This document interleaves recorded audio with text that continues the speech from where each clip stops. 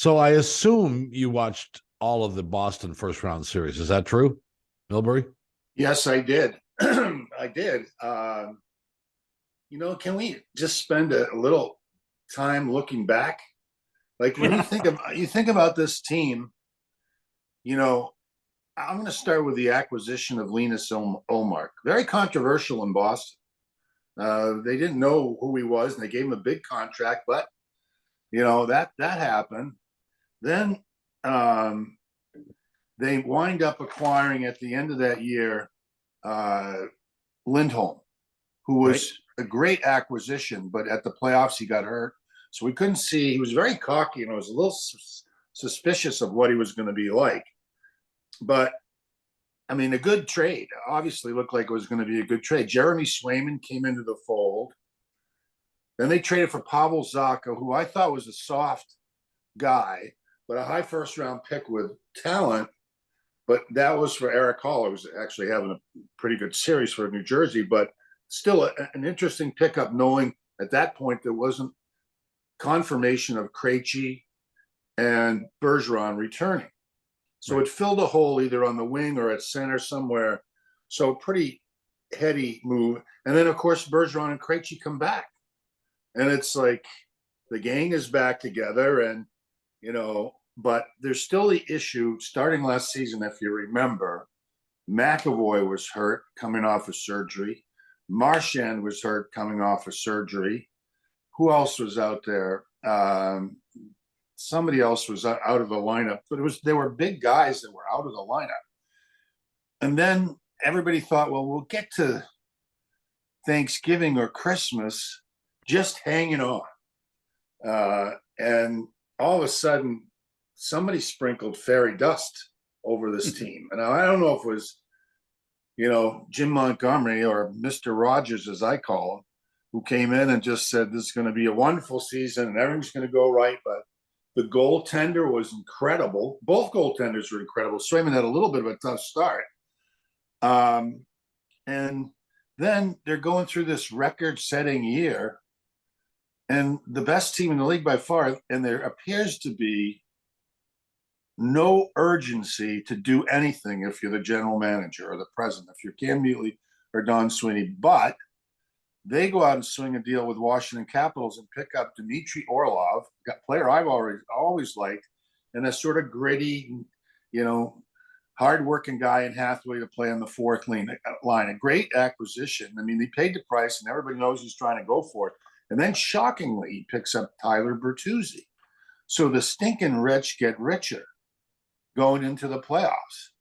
And everything was poised for, as they put it around here, Stanley Cup or bust. Were you guys feeling the same way after all that? Well, I think there are two things that are true about last season and the Boston Bruins. Number one, at the beginning of the year, nobody picked them. No. Nobody picked them. That's number one. Number two, before the Stanley Cup playoffs, everybody picked them. and we were wrong both times. And I don't mean one person. I'm talking about everybody was the same way.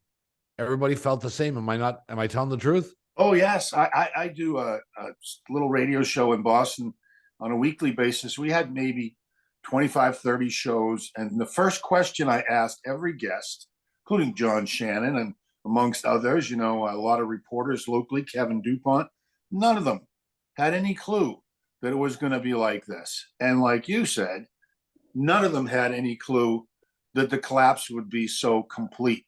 And it was a complete collapse. So Michael, what went wrong in the playoffs that we didn't foresee from the regular season? Was this a case of this team not facing adversity in the regular season, so they didn't know how to adapt? Well, I don't know about you, John, but I don't like adversity. I like to just sail into the sunset. But you learn from adversity. Yeah, but I know that I heard that talked about often, but I don't know. They kept on winning. They kept on playing really well. They, even at the end.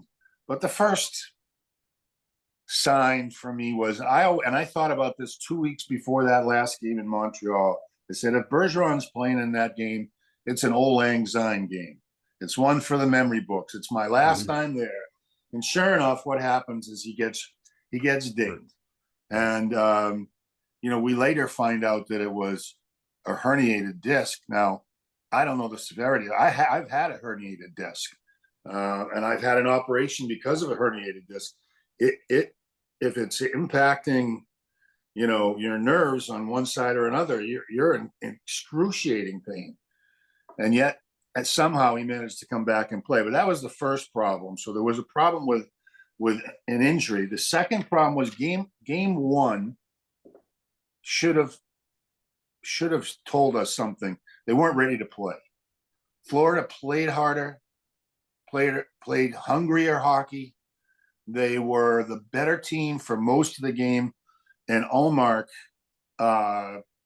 made the kind of saves that he made all year, timely saves, momentum saving saves, and he was terrific. But in the end, the analysis was, okay, Boston squeaked by. They've done something they've done all year long. They haven't played their best hockey, but they still win.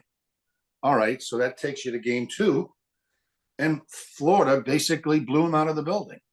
There was no doubt in game two who was the better hockey club. It was a hard charging team. Tkachuk was now very visible. I mean, Barkov didn't show up till later in the series, but who knew this Verhaeghe was this good, and somehow the goaltender, who I always thought was going to be a problem, Lyon, was good enough. He still gave up a chintzy goal in game two, but that sets them up to go to Florida, with the chance to strike on home ice advantage. Talking about the Panthers that are, but then the Bruins take two. They weren't particularly wonderful games for the Bruins. They're good enough, especially the second one. They chased the Lion out in game three. So Bobrovsky comes in game four.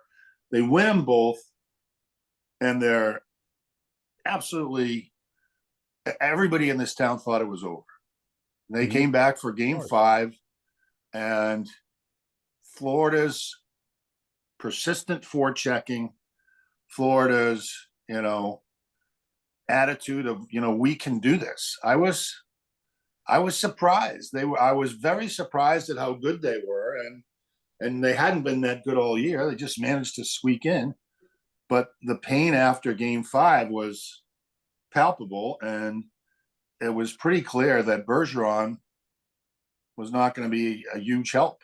And don't forget, Mike, don't forget, with a second to go in regulation, Brad Marchand had a chance to not just win the game, but win the series. And that was going to be part of the classic Bruins storybook of this season, because they're the best third period team in hockey. They do everything great. They can. There's no lead that isn't safe from the Boston Bruins. And here's Brad Marchand as the clock's ticking down, going one-on-one with Sergei Bobrovsky. It's going to go in. It's fate. It's the Boston Bruins of this year, isn't it? I would have thought so, but even in the moment, I mean, you have to think, if you're Brad Marchand, your head is ticking down seconds, and you're trying to pick a corner against a pretty goddamn good goaltender who's finding his rhythm. And it wasn't a horrible shot, but it wasn't a great shot. I think he just, I don't want to say Marchand panicked, but he pulled the trigger just a half second too early, and it proved to be a bad decision. But they could have won in any of those games. They could have won, but still, they come back to Boston in game seven. And I didn't go to the game, but I sent my boys to the game with my tickets, and they said it was unbelievably tense before the game. There was this feeling in the crowd that it wasn't like it had been all year that we're going to win. It was like just a sort of deep breath, like what's going to happen. And sure enough, Florida takes a 2-0 lead. And then shockingly, the Bruins come back and I'm watching it on the tube and I'm thinking, are you kidding me? Like I thought they were toast. I thought they were toast at 2-0, but I give them credit yet again for a comeback. But Florida, You know, they were built for a pretty good season last year, not this year, but they wound up having all sorts of issues with goaltenders. But you can see there was reason why Bill Zito, their GM, might have had some reason for optimism because of the kind of players that were now showing up in a critical moment.